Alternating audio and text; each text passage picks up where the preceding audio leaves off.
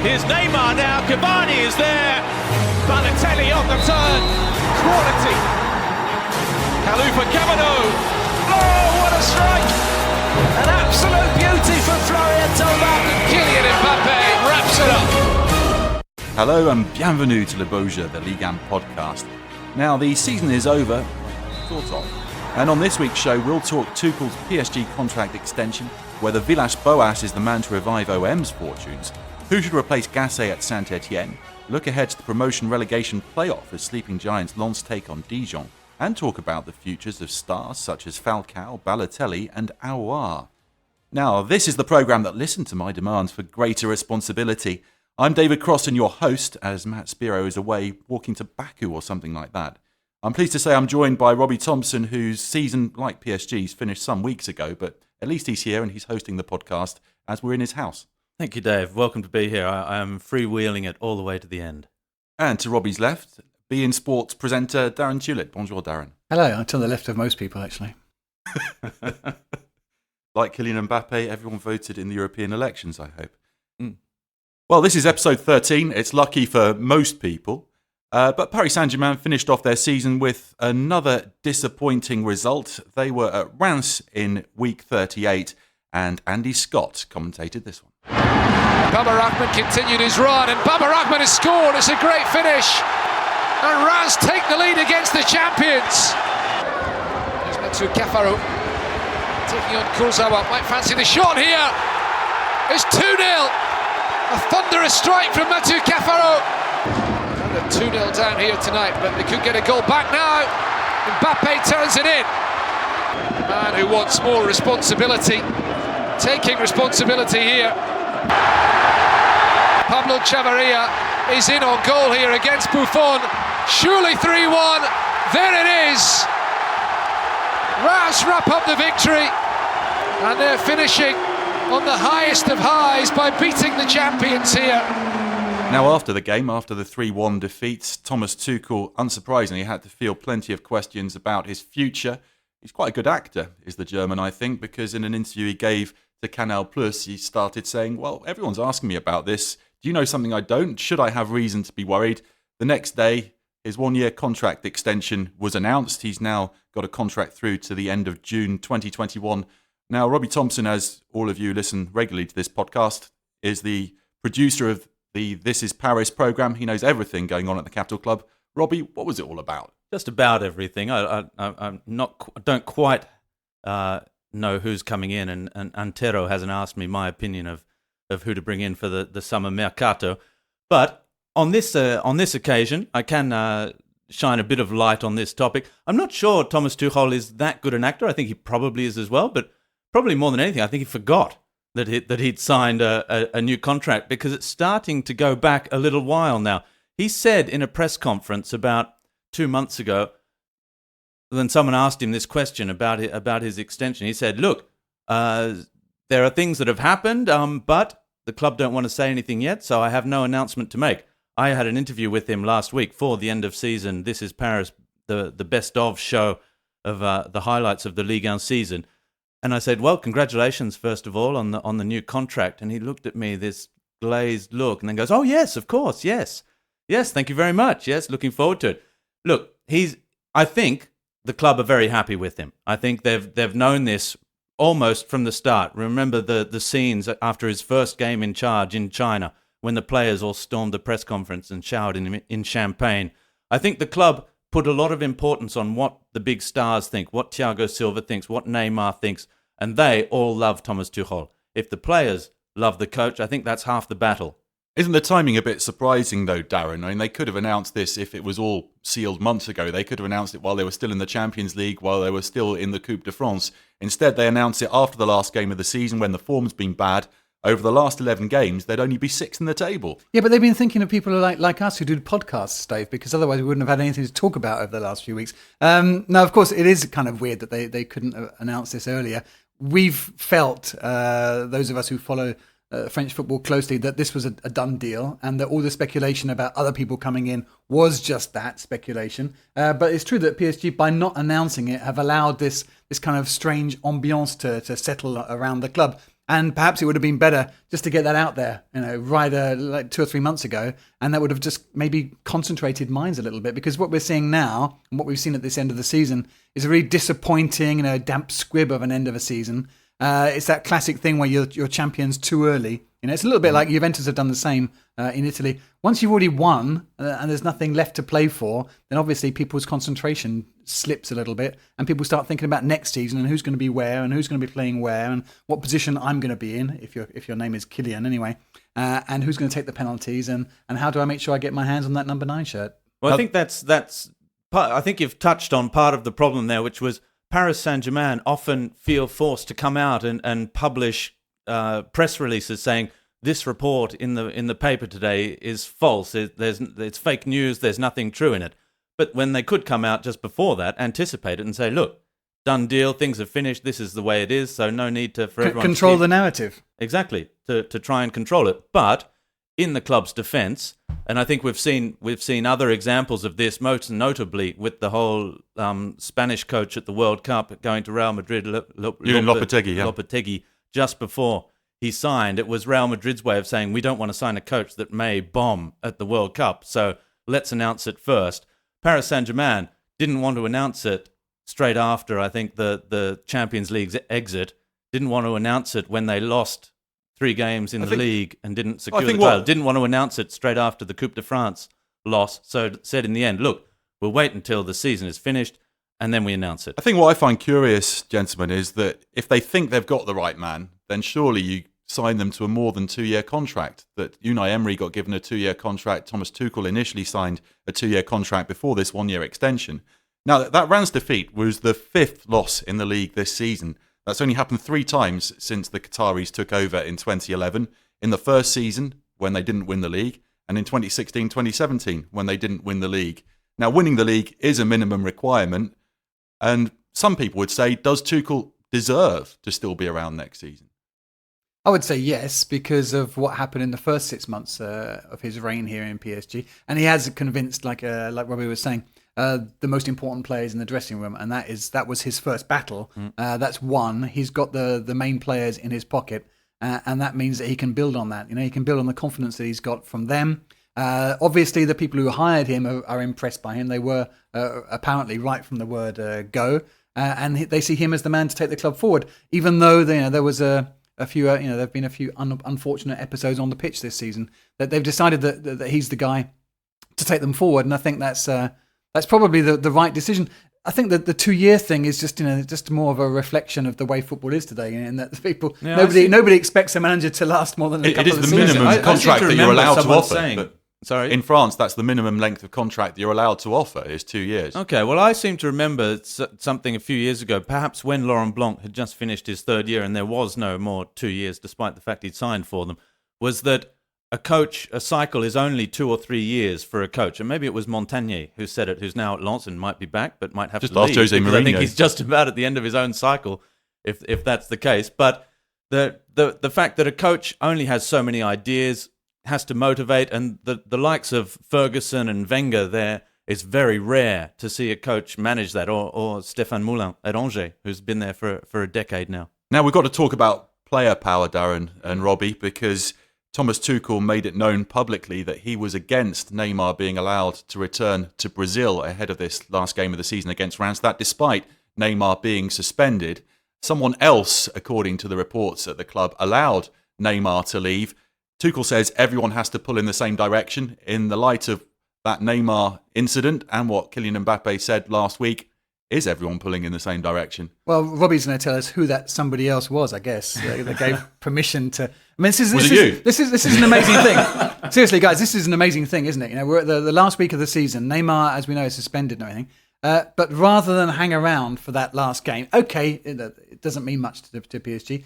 He just goes off to Brazil again, just again underlying the whole problem that there is around him at PSG of this superstar player who has missed out, unfortunately, through injuries on the big games since he's been here, who came to PSG apparently to step up a level and trying to win the Ballon d'Or because he felt that he couldn't do that whilst playing in the shadow of Messi, which he was probably right to think. But he's come here and you got the impression sometimes, let's face it, that he almost considers that he's above the competition in a way. I mean, I love watching Neymar play, and he's one of those guys who I would gladly pay my ticket to go and see in a stadium week in, week out.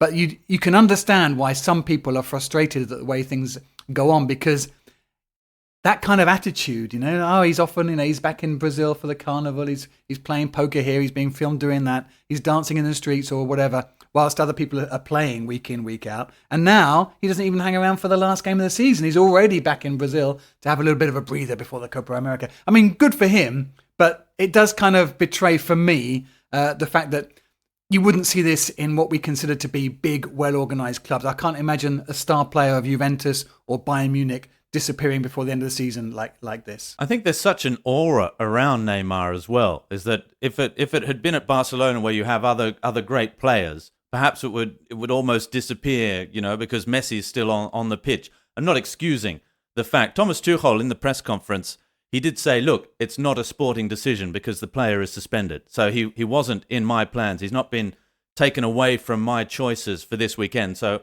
once that's the case, then look, the club makes the decision it wants. He also did say that, and exactly what Dave just said, next season, and I think this is the big turning point. I think next season that we will see a lot stricter, more German-style Paris Saint-Germain, if you like, less laissez-faire, the French way of, look, he's an artiste. We let him for an artiste to express himself on the football pitch. He needs to feel great. He did it last year. He went back to prepare for the World Cup. This year, he's gone to prepare for the Copa America. Paris always had this problem. Remember when Ronaldinho was here under Luis Fernandez, and he too was this free spirit party artiste, party/artiste. Kept a lot of nightclubs going in Paris, yeah. But I remember, I remember this story. It was a fantastic story at Bordeaux, and it included Jean-Louis Gasset, who we're going to talk about later, with Souleymane Diawara, who was a fantastic central defender. He was at Bordeaux. They were champions. They were clear at the top, and they had a very difficult cup game where they only just got through after extra time against a third division side, I think it was, or second division side. And Laurent Blanc went into the dressing room and he said, that's it. No more partying. All of you, we're going to concentrate on winning this second Ligue 1 title in a row. Or maybe it was the first one, 2009. Nobody going out, everyone focused. And so Souleymane Diawara said, okay, I think he's looking at me. I'm going to really be careful and be solid here. And form started to drop. Souleymane Diawara was struggling. One of his teammates said, what's going on, man? He goes, I don't know. I'm trying really hard. I'm not going out at all. I'm just... And after one game, Jean-Louis Gasset came up to him and said, Sully, Thursday night, students' night, on the town in Bordeaux, go. Well, talking and about... they said, what? No, coach, I'm being really good. No, go. Talking go about party. partying, Rob. And he came back to his best form. Yeah, he was back because some players need that. Sure. And Souleymane Diawara was that person. Now, Paris Saint-Germain were in Champagne country, and according to reports, Paris Saint-Germain refused the offer of a Jeroboam of champagne, which is 4 bottles of champagne. 3 litres. 3 litres of champagne in a single bottle. And all season long, Reims have been presenting these to France's World Cup winners as a way to say thank you. So Steve Mandanda, Florian Thauvin received one when they went there with Marseille. But Paris Saint-Germain didn't want that photo opportunity, apparently. They could have had a better party. Adil Rami got one as well, Dave. He deserves one. I mean, as long as he didn't do to that what he did to the fire extinguisher. Anyway, we do have an email from a listener, and you can contact us at ligamepodcast@gmail.com. That's LIGUE, the number 1, podcast@gmail.com. And a regular correspondent, Adam Cyrulnik, has been in contact, and we have covered some of the points that he mentions in this letter to us. Let's call it a missive. Bonjour, Ligue 1 crew, he says. As an OM supporter, I'm no means a PSG lover. Mbappe's recent statement got me thinking about how Neymar is viewed. I'm of the belief that Ney thinks he's bigger than not only PSG, but French football in general. Mbappe speaks of wanting more responsibility, while Neymar seems to avoid responsibility when things aren't going his way. He's been in Paris for 2 seasons and has only played in half of the club's Ligue 1 matches. He gets injured and magically returns when Brazil calls. And of course, there's always the carnival/sister's birthday streak he's been going on. Is Neymar not the real villain here? Well, thanks to Adam Cyrulnik for getting in contact. Villain, too strong a word? Probably. I think that injured is another way to describe it. I would say that the coming season, you were saying for the coaches obviously are very important, but for Neymar too, it's about time that he stepped up now. And we really hope that he can play a whole season without being injured and show us what he's capable of. But there's so many Especially decisions. at the business end of the season. That's the real Exactly. thing we're waiting for, isn't it? We've Exactly. seen some fantastic performances, but we need to see him. Who will he be playing alongside, and in what kind of team? There's so much to go on this summer. We've got the backroom staff situations, and we've got new players coming in. Who's going to be going out? There are a lot of questions, to resolve. I think for Thomas Tuchel, who, according to today's reports, in the Keep at least, may find himself with a different director of football or director sportif, because they're saying Enrique under pressure. Yeah, they're saying that Enrique, after recent noises coming from the club saying that nothing's going to change, today in L'Equipe they say there's going to be a big meeting in Doha in the next hours or days, and that his future may not be as clear as we thought. And of course, I remember talking to Arsene Wenger earlier this season.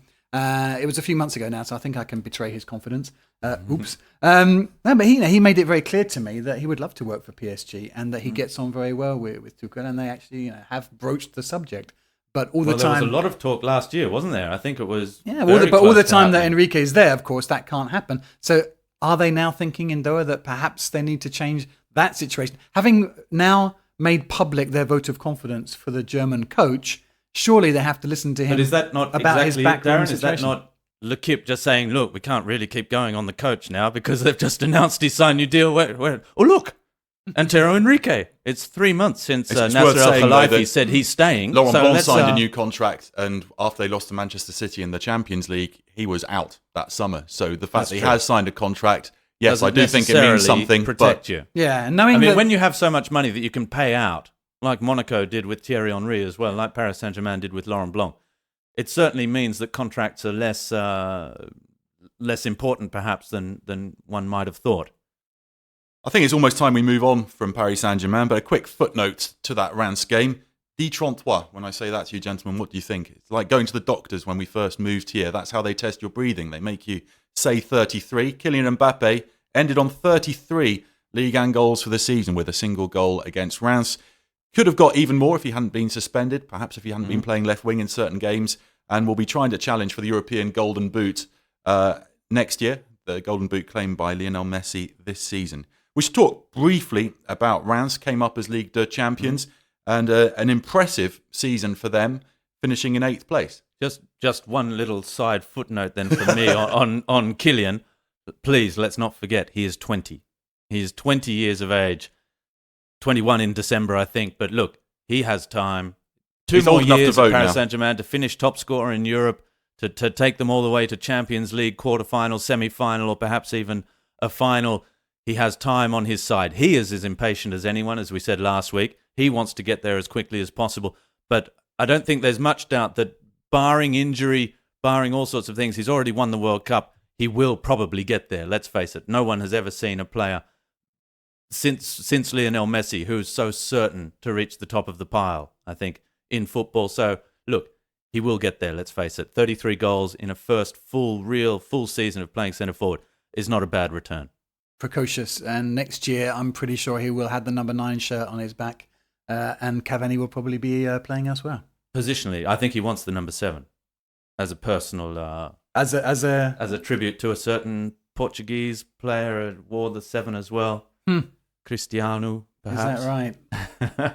But yes, a bubbly time for Reims, of course, for their first season after promotion. They've done extremely well on a squad where no names have stuck out. Since they went up, they didn't sign any big stars. They don't have a star manager, but they had a system in place. They had a way of playing, and sometimes when clubs come up, they've got that confidence. That's that wave that they ride, and then after a few weeks, that crashes on the rocks of reality. But Reims actually stayed that way throughout the season and have done really well. Yeah, Reims really strong defensively. They only conceded 42 goals in their 38 games. Edouard Mendy, their goalkeeper, one of the stars of the season. But I have to say, even though Reims finished above them in the table, Nîmes were my favourites this season. Loved the way they played. They scored 57, conceded 58. Guaranteed entertainment. For me, there was more fizz at Nîmes than there was at Reims this season. And Matt Spiro watched their last game of the season, an absolute cracker against Olympique Lyonnais. Oh, great goal! Absolutely brilliant. Antonin Bobichon. And Nîmes take the lead just before half-time. Traoré, Maxwell Cornet coming in field onto his right foot, and Cornet with a super strike. Bruno Genesio can thank Maxwell Cornet for saving Lyon from defeat in what is his final game as coach. 4 minutes of added time. Here's Dubois. Dubois crossing, and it's gone in! It's Ndombele! And Lyon with 2 goals in as many minutes. They've turned this one around. So excellent from Nîmes this season under Bernard Blacard, despite losing out in that 5-goal thriller against Lyon. The winning goal was scored by the big homie, as Memphis Depay referred to him, Tanguy. And that's not Armel Tanguy, the regular podcast contributor. That is Tanguy Ndombele, perhaps signing off his Lyon career with a goal. We'll talk about transfers a little bit later in the show. But we want to talk a bit more about Nîmes now and some of the players that have really stepped up to show their Ligue 1 quality under Bernard Blacard, the veteran coach. Everyone knows about Teddy Savanier. He finished as the top assist provider this season with 13. He actually didn't have his first assist until November. And Savanier has been linked with a move back to Montpellier, where he was briefly on the books. He's still got family there. Still lives there in Montpellier. It's about 40 kilometres from Nîmes, which is strange given how much those two sides hate each other and the supporters as well. The transfer fee is cheap for a player of his quality. Montpellier, according to the French press, wants to offer 6 million. It's said that Nîmes are looking for more like 10 million, Robbie. I think, and I agree with you, Dave, saying how much this Nîmes side impresses. They're like a team of pirates. And I remember when I was growing up, when I was younger, there was a Torino side in 92-93 that made the UEFA Cup final. And they were a bit like the Colombia side of 1990-94 with the long hair, the beards. They really looked like pirates as opposed to just playing like them as well. Maybe this Nîmes side doesn't have the same quality of either of those two sides, but they have the same spirit, which is, we are Nîmes, you hate us, we don't care, we're the crocodiles, we play in this stadium, we're unfashionable, we don't have any big names, but we're gonna kick 7 shades of blue into you. Are you saying they're the Millwall of French football? Well, exactly, but who have had success as well and who have turned it on. And as Dave says, they've scored some fantastic goals. They have these underrated players that have little bits of brilliance in them, but unfortunately, on the beep test, their results are so low that they can never get that sign for a big club where fitness is still important.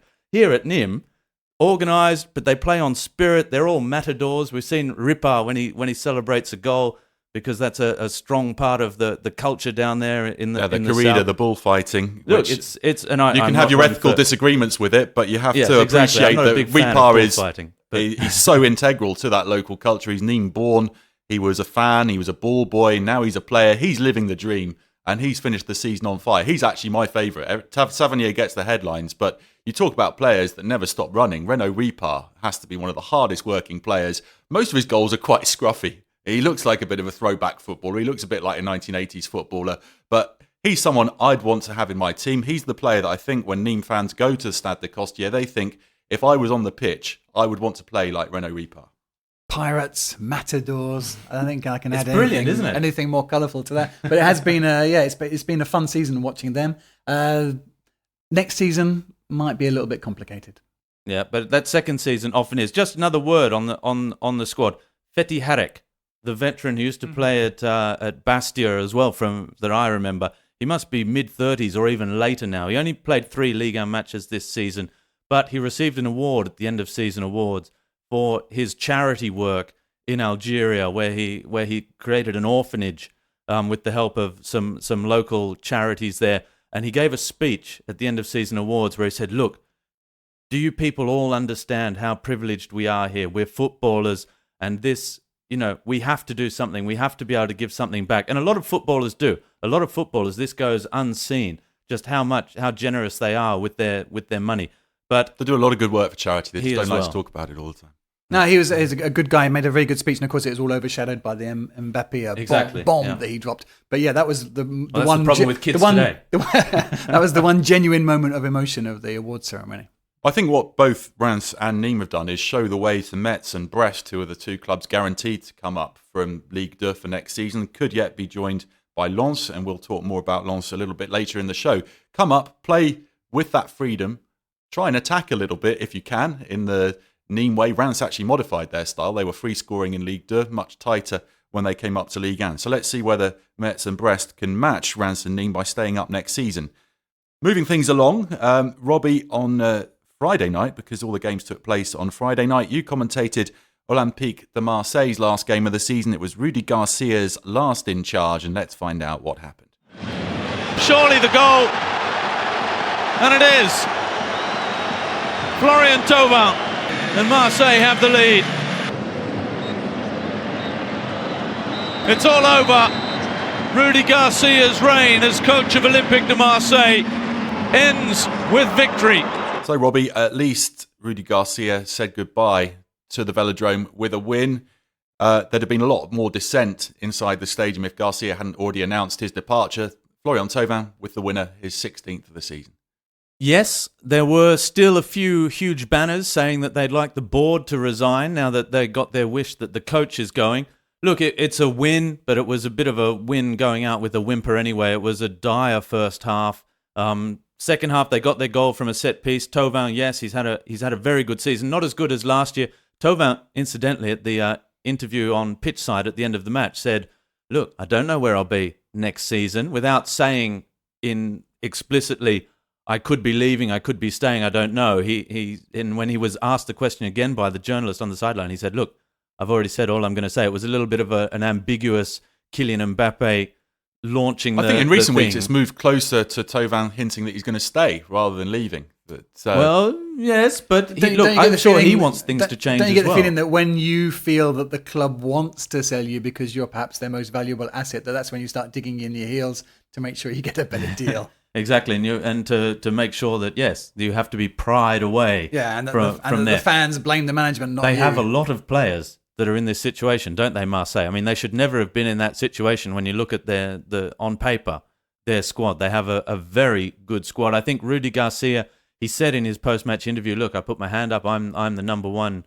responsible for this situation." He is. And I think a lot of people should hope that the new man that's coming in, if they manage to hold on to a lot of these players, bring in a couple, importantly, at the back, perhaps in central defence where they need something, another player in midfield, depending on what happens with Strootman, for example. But look, Mario Balotelli, red card, as he leaves and goes out of French football in controversial fashion, a little bit the way it's always been. Is he definitely going to with leave, Mario. though? And he was saying he Well, doesn't he's out know of contract. he's out of contract, but he says he doesn't know what Marseille want. He's enjoyed his time at Marseille.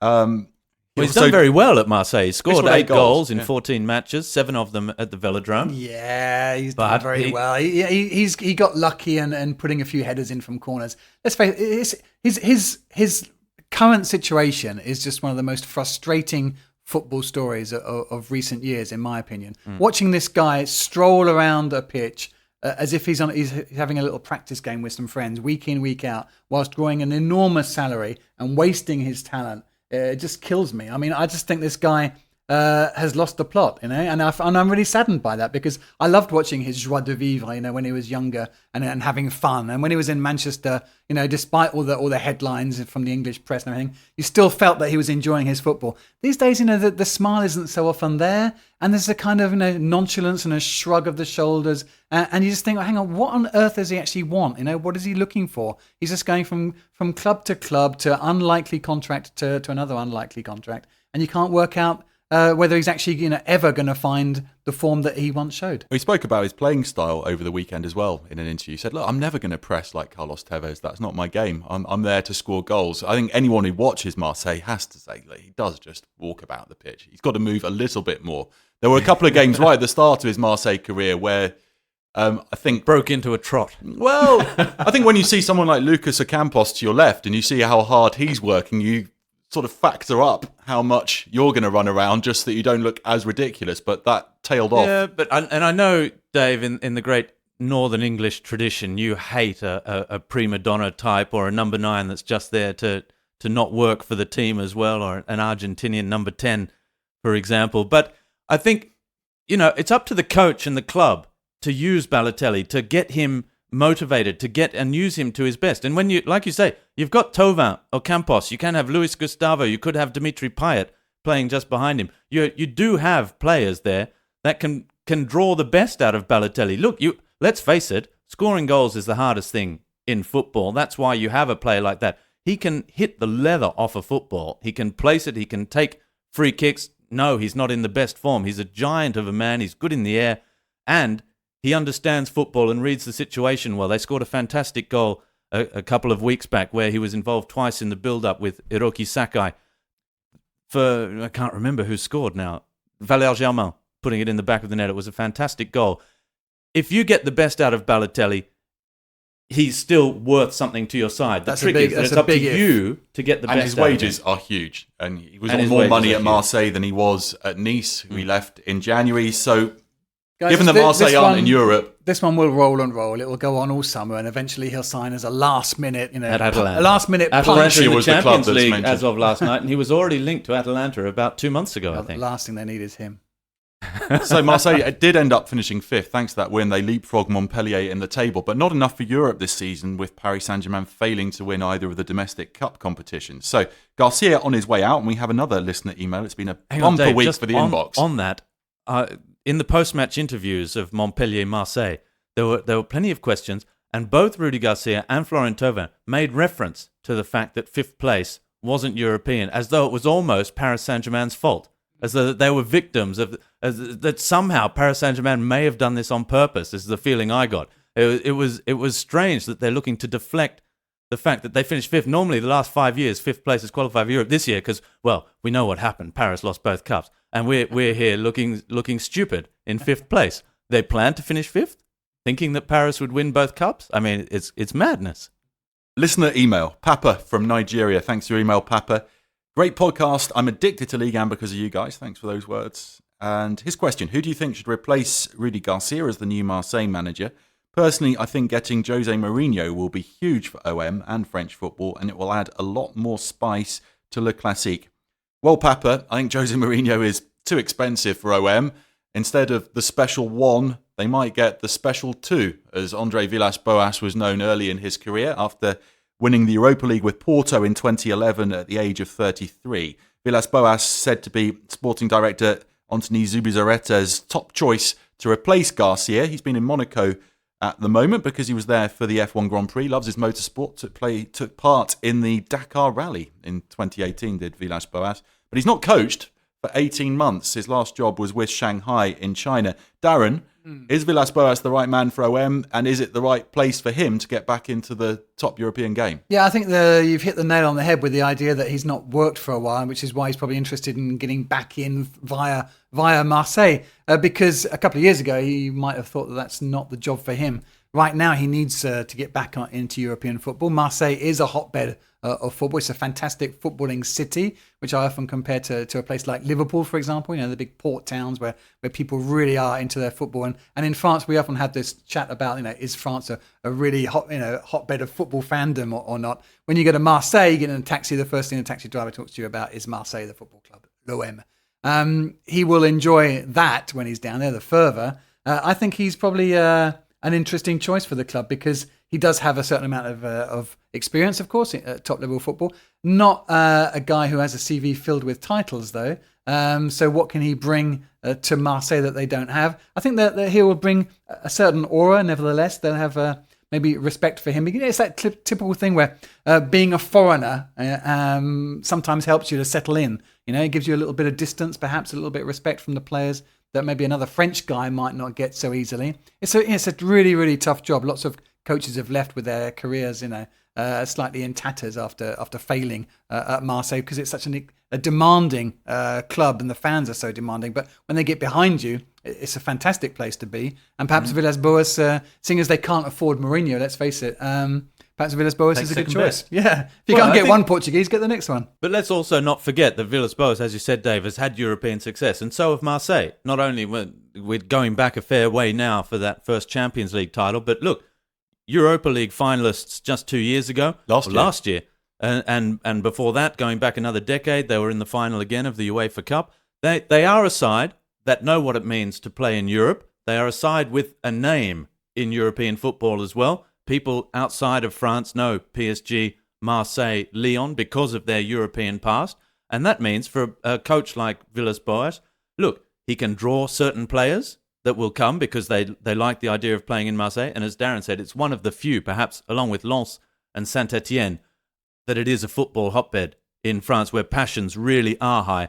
And look, no matter what you say about Marseille, the club, how they run, that is a big draw card as well. And that, as you said, when fans get behind you, when the positive feeling is behind that club, it can move mountains. I think it's a bit of a gamble if they do appoint Andre Villas-Boas, because he did fail at Chelsea and Tottenham. Zenit St. Petersburg, a bit of a mixed record there. His advantage, He might bring Hulk. He does have an aura about him. He does speak several languages, which is vital in modern day football. He's got his trademark. If Marcelo Bielsa used to sit on that ice bucket, Andre Villas-Boas squats by the sideline. It's tougher and tougher for a man in his mid-40s as he is now. I worry that perhaps he should wear darker trousers, because when the Marseille fans turn against you, it can get a bit squeaky, let's say.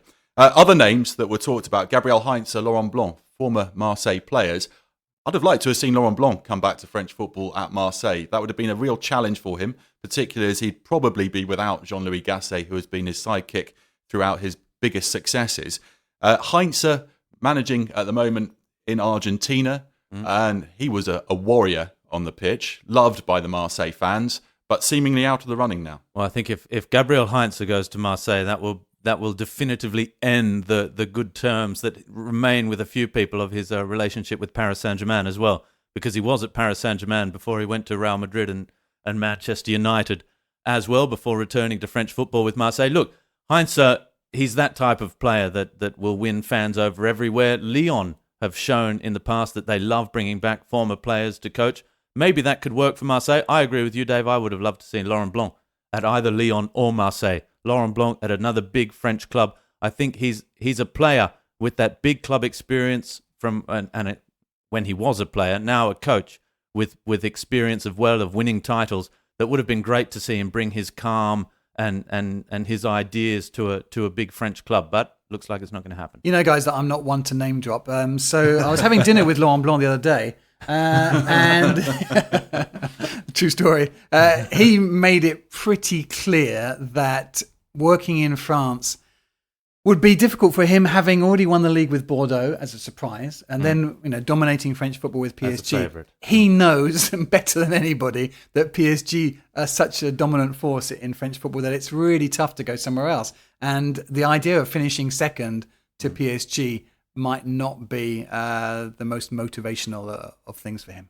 Well, other coaching changes are afoot. Juninho and Silvinho have already flown in to Lyon. Juninho's the sporting director, and Silvinho, the new coach, taking over from Bruno Genesio. I saw the photo of Jean-Michel Aulas with the two of them at the airport, and there were so many jackets and jeans there. I thought I was looking at the new presenting team for Top Gear. So they're going to be officially unveiled this week. You didn't see the little video where we could hear the few words of English in between Jean-Michel Aulas and Silvinho. It was very, very polite and clear. We're very happy to have you here.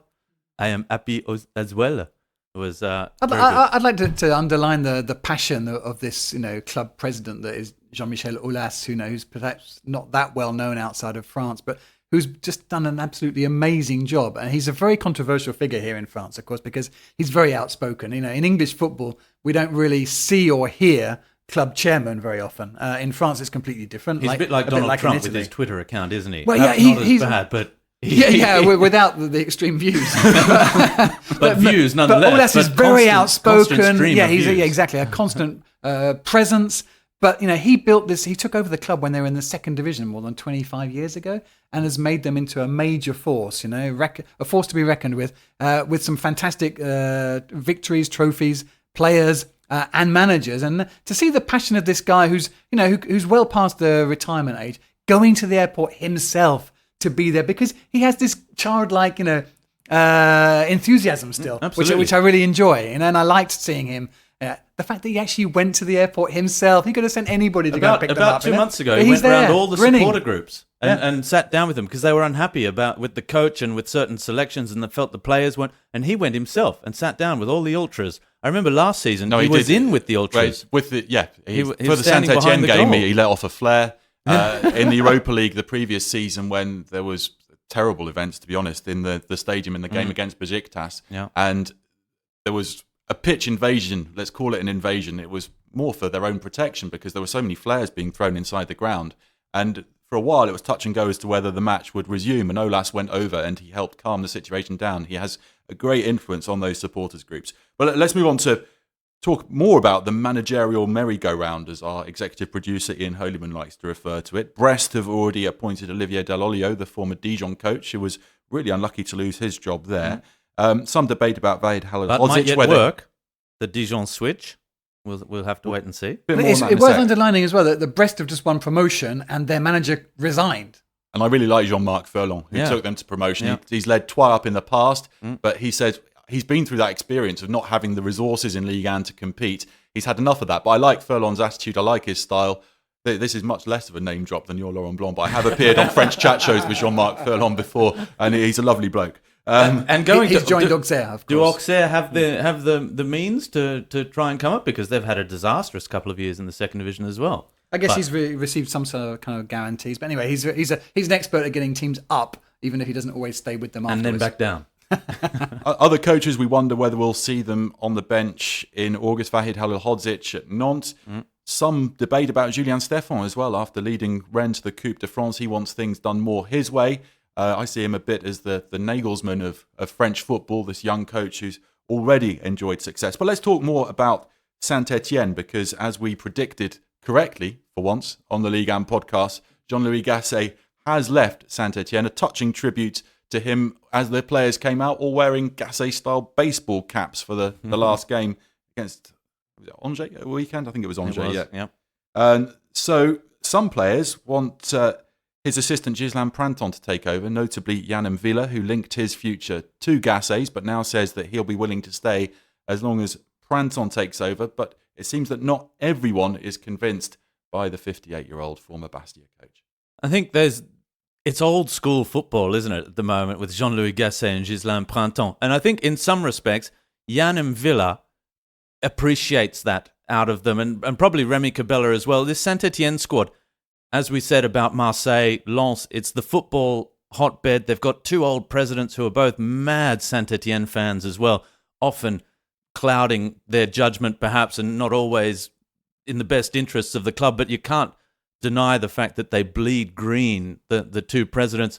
The players, I think, they're all players that have had huge potential and have ended up somehow in Saint-Etienne by mistake. Yann M'Vila, he hasn't escaped controversy throughout his career, and he's sort of come back here and he's found just the joy of playing football again in front of passionate fans with these two old coaches that and I'm not saying they're limping around or with walking sticks, but there's something probably really refreshing that there's no artifice. It's just, here we talk about football, here we play football, and the results have been there as well, because Saint-Etienne, there could be huge pressure. A foreign investor could come in and think, I want to turn all this passion into transfer deals and money and a new stadium. And this is just old school French football, the most successful club in terms of league titles in French history. And they do things the Saint-Etienne way. And look, I think it's great that Yann M'Vila says, I don't think it's necessarily a player's place to say, look, if the coach leaves, I'm leaving. They have different contracts. They're. But they came in for Gasset, a lot of these players. He brought them in. But that happens all the time. You have stories of players who say, look, I was brought in by this coach. 3 weeks later, he was sacked. I never played again. Sometimes that happens in football. You have a little bit of a problem at the club, though, because you mentioned there are co-presidents, co-chairmen. They don't see eye to eye very Roland often. Romeyer and Bernard Kayat. Romeyer is seen as the penny pinching part of this couple, and he wants probably to go with Printemps because that would be the cheaper option. Cayazo apparently is more interested in bringing in a bigger name, and this is one that could roll on for a little while. You say Romeyer is penny pinching. He once gave me a free lunch at the Saint-Etienne training ground, so thanks for that, Roland. We have another listener email relating to Saint-Etienne. And it's from Andrew Foote, who says, I'm a Ligue 1 fan in Canada and a supporter of AS. That's Association Sportive de Saint-Etienne. If Jean-Louis Gasset leaves, it will be a big blow to the club. Well, he has left now since this email was sent. The way he's righted the ship after the disastrous 2017 season with Oscar Garcia leaving and Julien Sablé coming in before Gasset's arrival is nothing short of remarkable. As bad as they looked midway through last season, it's remarkable that a spot in Europe's been secured this season. After that thumping by Lyon and Garcia's departure, fourth place a year later seemed impossible. He also says hats off to Christophe Galtier as well for the job he did in Lille. While I get the impression that not all of you are Galtier fans, As a Saint-Etienne fan, his departure from the club was a sad moment for me. I certainly held him to be on the best coaches of the last little while for Les Verts. His long tenure at Saint-Etienne is to me sign of what he brings to a club in a league that seems to cycle through coaches at an above-average rate. Keep up the good work, chaps. Regards, Andrew Foote. Thanks for the kind words, Andrew. Very good, Andrew. So, Monaco were still in slight danger of finishing 18th and going into the promotion-relegation playoff, coming into their last game of the season, which was the Côte d'Azur derby at Nice, as Patrick Vieira's Les Aiglons chased 7th in the table, and I commentated that one. Attal, dangerous ball, and it's an own goal. Benoit Badiachil. Nice 1, Monaco 0. The 18-year-old putting through his own net. Le Bihan for 2-0. He goes for power, and the injury-plagued striker has his first Nice Ligue 1 Conforama goal in over 2 years. It means so much to him. All those long hours put in rehab are worth it when he managed to score a derby goal like that. Cesc Fabregas missed loads of chances in that game. His finishing was abysmal. It looks as though Fabregas, who's top earner there, along with Radamel Falcao, will still be there. He signed for Thierry Henry. Henry left just weeks after that. Leonardo Jardim back in, but Captain Falcao, who has almost single-handedly kept them up this season with his 15 goals, might well be off, linked with a return to Atletico Madrid, and Valencia also have Champions League football to offer him. El Tigre, 83 goals and 14 assists in 140 games, 15 goals or more in each of the last 3 seasons. To me, it sounded like he will be leaving. He was non-committal. He still hides a little bit behind the fact that his French isn't that great for someone who signed for Monaco in 2013. He's been a fabulous player for them, and it's true that his goals this season have been of an utmost importance, of a dreadful season for Monaco. To see them flirting, with the relegation zone as they have been the last few weeks has been one of the most surprising things of the season. They're in dreadful shape and a lot of rebuilding to be done over the summer, but they've got an enormous squad, and if you can sort things out and get everybody fit again, then they have some very talented young players who will be better and stronger probably for having lived. They have more than 70 professional players under contract. Yeah, they signed 21 players over the last 12 months. Most of them have been terrible. It's crazy. That's incredible. That's crazy. Following the modern football business model. It's crazy, but Falcao needs to get out and he might be playing baseball, mightn't he? Didn't he say he wants to finish like his career? Michael Jordan style conversion to another sport. Big baseball lover. Dream on. But he needs, I imagine, to feel the heat of a crowd behind him when he scores a goal. It must be a little bit dispiriting after a while. Of course, it's lovely seeing all that money going in your bank account and no tax man there to take any of it away. It's wonderful. These animals, they live off adrenaline. You want to score a goal and have 50,000 people cheer rather than 1,500. Well, when you come from Porto and then Atletico Madrid and to the Stade Louis II, it must be a bit of a shock to the system. I think it's actually a very nice life, and I'd love to play for Monaco. But anyway, not previously played for Porto and Atletico Madrid, DC. There was, if they want to offer me a contract, I'm all ears. Oleg Petrov, I'll give you my number. Anyway, there was a turnaround on the last day. Caen kicked off in 18th position and actually hoping to get out of the bottom 3 completely, because they were taking on Bordeaux, who had lost 6 in a row, looked awful under their new coach, Paulo Sousa. But Caen ended up losing that game, 1-0. Younes Sonkaré, the former Dijon man, got the winner. And so Dijon, by dint of their victory, secured by a Julio Tavares goal against Strasbourg, managed to get into 18th, meaning they go into a 2-legged playoff against Lens, the sleeping giants of French football, the 1998 Ligue 1 winners. Lens always take big travelling support. This will be played over 2 legs. Dijon, it looks like they'll be without Tavares, their inspirational skipper. He's got a knee injury. We'll be commentating that one, Dave. I've got the first leg. I've got the second leg, yeah. While I think Dijon have contributed a lot to Ligue 1, it's no secret that Lens would add a lot to Ligue 1 football. The passion of that support is unrivaled. Absolutely. I think it would be fantastic to have Lens back. Look, the winner will deserve it probably over the 2 legs. So whether it is Dijon or Lens, may the best team win. But look, I think a lot of sympathisers, a lot of neutral observers would love to see Lens back, because we saw them here in Paris last week. They brought 7,000 to Paris for the first playoff match against Paris FC. They then took 7,000 to Troyes for the second playoff match. And little word on that as well, Troyes barely deserved to come up, given the fact that they couldn't fill that stadium for a playoff match to come into the first division. People saying, look, it was midweek, it was a kickoff time. No excuses. If you want to see your team come up, if you're in the playoffs, you have to fill that stadium to get behind them. The Lens fans were there in huge numbers, and just for that alone, great to see, hopefully, Lens back in the top flight. Was that your mini coup de gueule? Mini coup de gueule. Yeah, shouting at the Troyes supporters. Well, it's just disappointing. For not turning up. Even Amiens, I haven't been a big fan of Amiens, but they filled the Stade de la Licorne last weekend and got a huge win. You can see how important the fans are. They had a walk in Amiens. We've hardly seen a fan in Amiens all season, but when it counted, when they needed that game to turn it around, because they were also in danger of coming down, the stadium full, fantastic atmosphere. They got a 2-0 victory. Well played, Amiens. You deserve it. So the Andouillette will remain in Ligue 2 for next season, this famous But we won't be sausage eating it. From Troyes.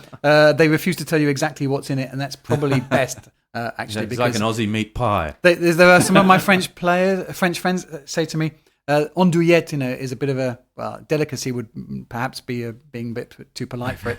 but they say the more it smells bad, the better it is. Yeah. They rate it on an A system, don't they? So you Yes, want to have the the 4A 5A rating on Andouillette. I'd hate to taste a 3A rating on Andouillette. It's really not something I would recommend. No, No. don't go there. Don't go there. I remember I ordered it once by mistake, and I forced my way through about half of it, but it's just horrendous. Well, Guillaume Gillet, the captain of Lens, is probably their best known player, the Belgian international who we've seen before in Ligue 1. And so we'll find out, and we'll talk about this next week on the podcast. Absolutely. Who's in Ligue 1? Will it be Dijon staying or Lens going up? If Dijon go down, of course, Antoine Comboiré, the coach, manager at Dijon, will have taken down 2 sides. He started the season with Guingamp. Quite a feat. And he's a former Lens boss as well. So in keeping with recent weeks, let's call it the Comboiré code, just because that's what we're doing with every game now. So anyway, we're getting quite close to the end of this show. We need to go through some transfer rumours, a bit of tittle-tattle, a bit of yes, no, will they, This won't is the they. bit everyone's been waiting for. So let's start PSG. Mbappe to leave, Rob. No. Darren. Absolutely no chance of that. No chance. happening. Neymar, no chance of leaving. Probably Antero Henrique, no chance of leaving either, I would say. Now, I saw a photo of Adrien Rabiot posing with the Hexagol trophy in the physio's room last week. He's not played for months. Most people have probably forgotten he's still on Just 14 PSG's matches books. for Adrien. He will be leaving. I don't think there's much doubt about that. Hasn't been much doubt about But that where? for a while. Look, who knows? It's a very well-kept secret. He's not replying to my text messages where I just wanted to see how he was getting on during this difficult situation. I think he's burned a lot of bridges, not in a bad way, but to sort of try and protect himself of this current situation. It's a shame. He's a really lovely guy, Adrien Rabiot, and it's a real shame to see what's happened to him over the last 6 months. I hope he starts playing football again. I hope he starts enjoying his football again, because he is one incredibly talented central midfielder who doesn't like to play number 6 by all accounts, but I'm sure he will find a number 8 role, a box-to-box role. His idol was Steven Gerrard.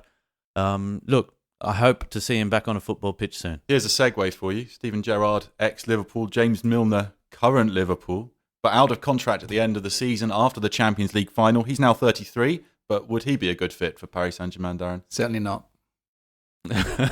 Look, I think Paris Saint-Germain, I agree that James Milner's perhaps not the ideal situation. But he'd had something they didn't have this season. He's And I hard-working, disciplined, and motivates the squad. You wouldn't have had Manchester United running through PSG the way they did if But Milner you're not had going to been bring in midfield. somebody at that age, No, are you? to I think PSG? No, a bit older, They did just Buffon. bring in Gianluigi Buffon. Dani Alves.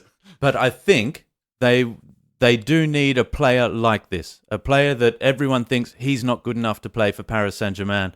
I remember... Oh, they had one. He was called Blaise Matuidi. Exactly. That's exactly what I was just going to say. Every season, people would say, look, Blaise is going to lose his But place not in the replaced side his now. running at all. It was the same with the Milner national always side. covers the most ground of any player. Exactly. In his younger days, I used to look at those stats at half-time and think, I've not seen him do anything in the whole of this half. Yeah, I don't but know he's what. there. I don't know where he's running. Is Exactly. he running up and down on And the every spot? season, it's, Blaise is going to lose his place in Paris Saint-Germain. Blaise won't be first choice in the France national team. And when you win the World Cup and when Paris win the league and they're in the big matches at the end of the season, Blaise Matuidi is there. Paris didn't replace that type of player. That's the player they should have replaced. The one that everyone says that player won't play. We don't need that player. That's the one you need. This was supposed to be the quick yes/no Yes, answers, yeah? yes. Okay, that's why. Yeah, okay, all right, Robbie. No, just checking on that one. Just a quick one because you mentioned Buffon. If one player needs to go, it's him. I mean, this was a nightmare situation. She never brought him in. It's like it was we can have a big star, in the club, and you don't need him. He had a shocker against Reims. That surely should be his last game. Kimpembe to stay, Kimpembe to leave. Difficult season for him. Difficult question, Dave.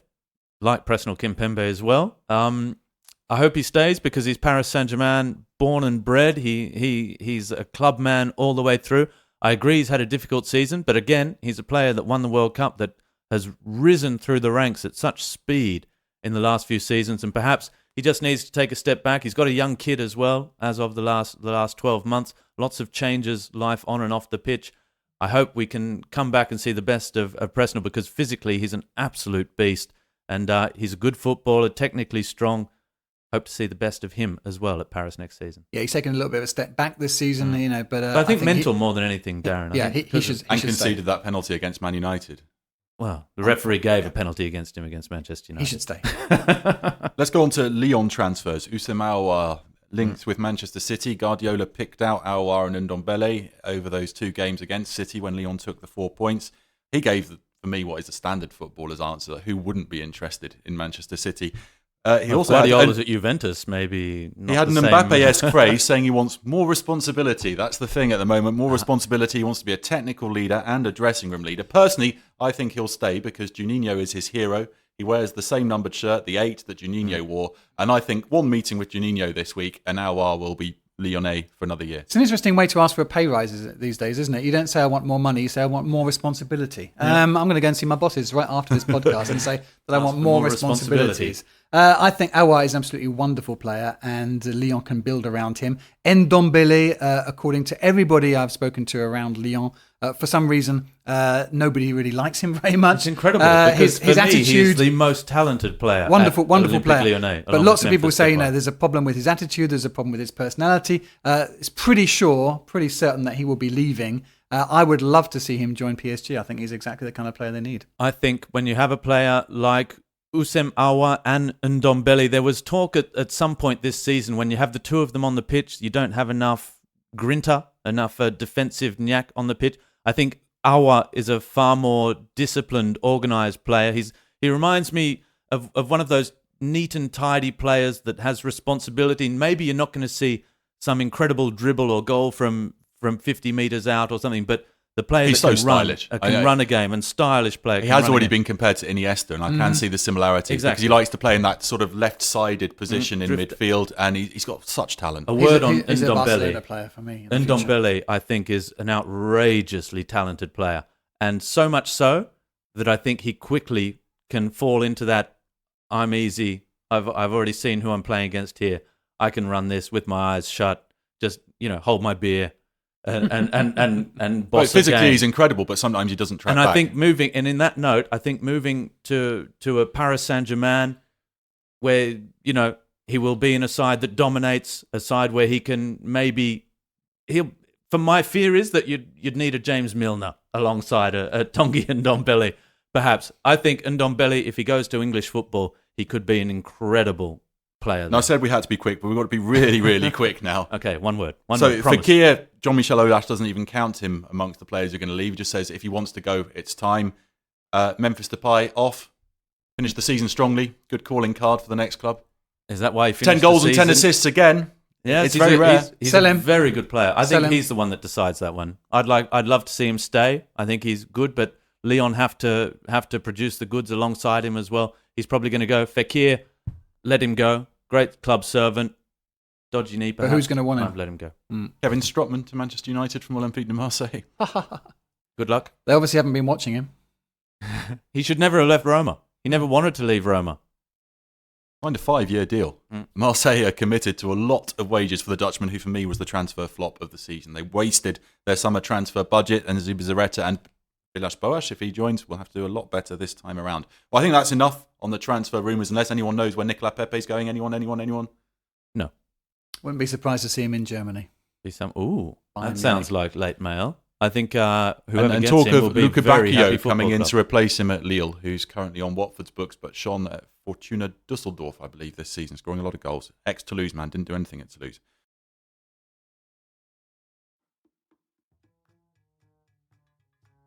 But it is time for Bon Voyage.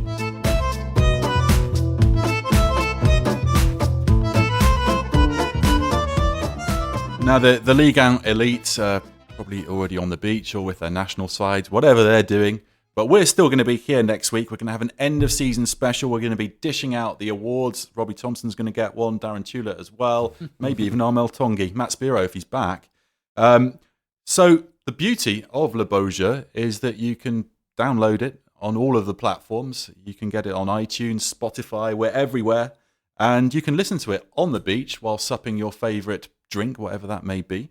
And we look forward to talking to you again next week. And because it is the end of the season, and we're all fairly happy about that, we have to say we can't wait for the new season to come around. I don't think we're going to do a coup de gueule next week. I don't do the rant. I don't know why. No. Well, when I host, I don't do the rants. Matt's just a very angry man, but he's going to be back next week. Thanks so much to Darren Tulett and Robbie Thompson for joining me, David Crossan, on Le Beau Jeu. Bonne semaine, and we'll see you next week. Bye-bye. Oh, what a strike! An absolute beauty from Florian Thauvin. Oh, the pass is brilliant for Pepe. And Thauvin. The Saint-Etienne has surely won it in the 89th minute. Ahead. Oh, what a goal! And Kylian Mbappe wraps it up.